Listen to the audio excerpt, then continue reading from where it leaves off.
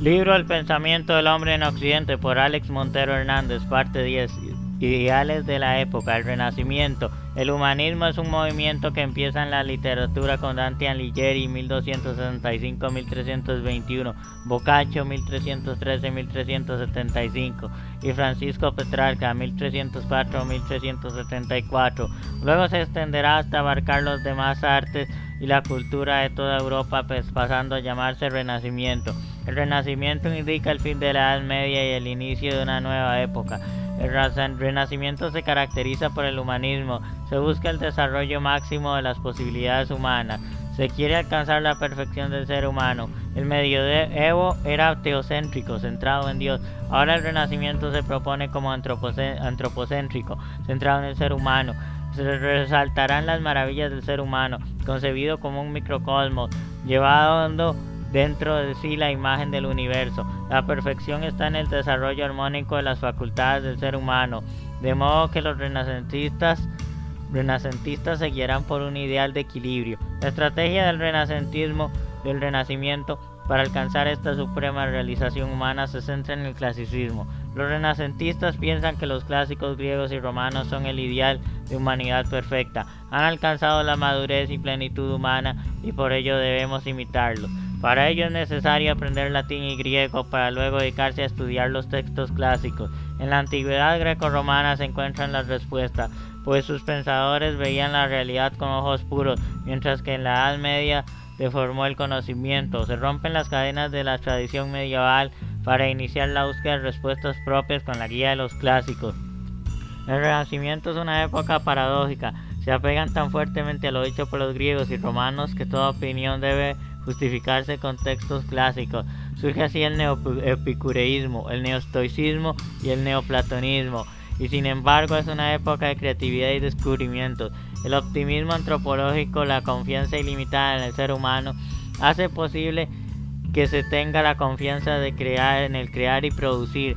Aparece una serie de genios asombrosa, entre ellos los que se destaca Leonardo da Vinci, 1452-1519, un modelo de ser humano total dedicado a la poesía, pintura, ciencia y filosofar. El Renacimiento es un periodo de exaltación del yo y de la subjetividad. Todo el mundo desea dejar su huella en el mundo. Los libros dejan de ser anónimos y pasan a ser firmados por el autor. Hay un énfasis en la individualidad. La exaltación del yo también se traducirá en el goce de vivir. El ser humano disfrutará de la vida y sentirá una expansión vital. Se dedicará a explorar y a descubrir las maravillas del mundo. Este es el periodo de grandes exploraciones y viajes y descubrimientos, por los que Europa irá al encuentro de otras culturas y civilizaciones. Una nueva imagen del mundo político surge también. Nicolás Maquiavelo, en su obra El Príncipe, exalta la voluntad del gobernante, cuya virtud reside en ejercer y acertar el poder del Estado, llegando a afirmar que el fin justifica los medios, proponiendo nuevos ideales sociales. Santo Tomás Moro, 1478-1535, escribió su famosa Utopía, y Tomás de Campanella, 1568-1639, escribió La Ciudad del Sol, criticando a la sociedad de su época y proponiendo el igualitarismo. El interés por explorar este mundo y conocer la naturaleza también conducirá a un resurgir de las ciencias. Con Andrea Vesario, 1514-1564, aparece la medicina moderna. Nicolás Copérnico, 1473-1543, inicia la nueva astronomía, cambiando la imagen del mundo al proponer el heliocentrismo. El Sol está en el centro, en oposición a la postura tradicional geocéntrica. La Tierra en el centro y el Sol gira alrededor de ella. Con los trabajos de Galileo Galilei surgirá claramente la imagen de la ciencia moderna. Galileo Galilei y la ciencia moderna. Galileo Galilei, 1564-1642, perfeccionó el telescopio inventado en Holanda y lo dirigió a los cielos, con lo que cambió la astronomía en su época, descubriendo manchas solares, los anillos de Saturno, las fases de Venus y los cráteres y montañas de la Luna. Afirmó la verdad del sistema de Copérnico en oposición a los sabios y autoridades de la época. En física se estableció la ley de la caída de cuerpos y la ley del péndulo.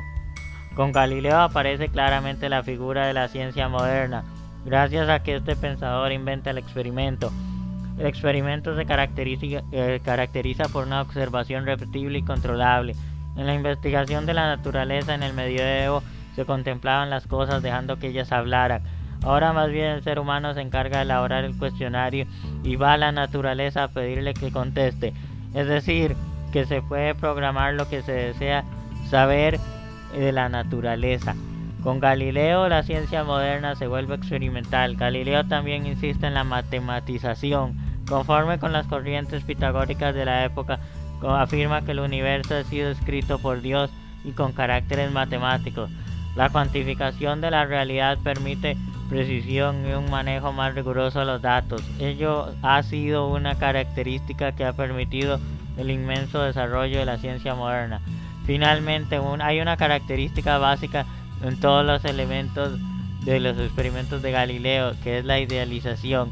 Para acercarse a la realidad hay que prescindir frecuentemente una multitud de datos concretos para quedarse con una imagen general de tipo idealizado. Por ejemplo, la ley de la inercia afirma que todo cuerpo continúa su movimiento si no hay algo que se le oponga. En este mundo real no encontraremos que esto ocurra, pues todo en su movimiento haya roce o resistencia. Así que tarde o temprano para. Aunque no podamos comprobar un caso puro de aplicación de la ley de inercia, comprobamos que las cosas tienden a seguirla. Francis Bacon, 1561-1626, fue canciller de Inglaterra. Fue un promotor de la ciencia experimental, aunque él mismo no era un científico. Comprendió que la ciencia moderna era la clave para el control de la naturaleza. Por ello afirmó que el saber es poder, acercando la especulación y técnica. En su utopía, Nueva Atlántida, describe cómo sería una sociedad dirigida por la ciencia, donde todo el mundo sería rico y feliz gracias a los beneficios de la técnica. Para elaborar la ciencia deben ser eliminados los obstáculos del conocimiento, que Bacon denomina ídolos. Bacon clasifica los ídolos como prejuicios de 4 tipos. Ídolos de la tribu son los prejuicios propios de la especie humana, como los que producen los sentidos y otros. Ídolos de la caverna son los prejuicios individuales, producto de la propia personalidad e historia de vida. Ídolos del foro son los prejuicios de la sociedad y del lenguaje, transmitidos normalmente por el sistema educativo. Ídolos del teatro son prejuicios basados en la autoridad de personajes del escenario público, como los que tienen los seguidores de Aristóteles. Esta crítica a los ídolos como obstáculos al conocimiento convierte en el antecesor del concepto de ideología. Bacon propone el empirismo para la nueva ciencia. En su obra No un órgano, nuevo instrumento, intenta proporcionar un método a la nueva ciencia basado en la experiencia. Entonces propone la inducción, que consiste en partir de un conjunto de hechos individuales para ir extrayendo y formulando leyes generales. Esa lógica inductiva se opone a la lógica deductiva de Aristóteles, incapaz de darnos conocimiento nuevo, pues en el silogismo se necesita saber la verdad de las premisas para llegar a la verdad de la conclusión. Por el contrario, la inducción permite llegar a nuevas verdades. El énfasis en la inducción significará que toda investigación científica debe apoyarse en hechos para fundamentar la verdad de sus teorías. Martín Lutero y la Reforma Protestante. Lutero, 1483-1546. Fue un monje agustino, maestro de teología y filosofía en la Universidad de Wittenberg. Inició el movimiento de la Reforma Protestante, oponiéndose a la Iglesia Católica. Contrario a lo que muchos afirman, Lutero no tenía interés en oponerse a los vicios que manchaban la Iglesia Católica, pues él mismo insistía en que no combatía a la Iglesia por su vida, sino por su doctrina. Lo que diferencia a Lutero del catolicismo es una antropología teológica, una imagen que tiene del ser humano y de su relación con Dios. Para entender su doctrina hay que comprender a Lutero. Se trata de una persona que es muy religiosa y a la vez alguien desmesurado en sus pasiones. Su vida personal en el convento estuvo marcado por un deseo de cumplir con los mandamientos de Dios, pero a la vez se sentía impotente para cumplirlos. Era terrible buscar a Dios con todas las fuerzas y sentirse presa del pecado. En medio de la desesperación que esto le causaba, creyó ayer una respuesta leyendo la epístola a los Romanos de San Pablo. Esta interpretación de la Biblia le llevó a oponerse a la Iglesia católica en varios puntos. Lutero afirma que el ser humano es intrínsecamente corrupto.